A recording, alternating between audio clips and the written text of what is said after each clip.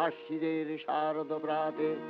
কিরে ভাই, আর তো মাত্র কটা দিন, তারপর তো পুজো চলে আসছে। কটা দিন আছে জানো? আর এবছর আর পুজো কটা দিন মনে হচ্ছে না। মনে হচ্ছে সঠিক একটা বিচার কবে পাবো।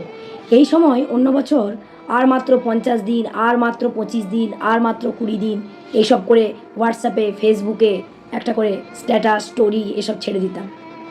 ওসব বাদ দে, গড়িয়াহাটে গিয়ে গিয়ে দোকানদারগুলো মুখ চেনা হয়ে যেত। হুম, ব্লাউজ বানানো হয়ে যেত 3-4টে, ফলস পিকো সব হয়ে যেত।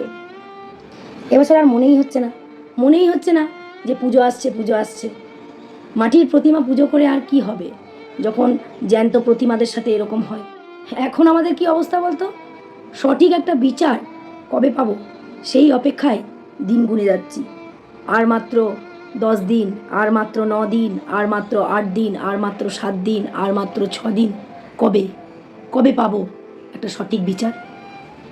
মাটির প্রতিমা পুজো করে আর কি হবে যখন জ্যান্ত প্রতিমাদের সাথে এরকম হয়।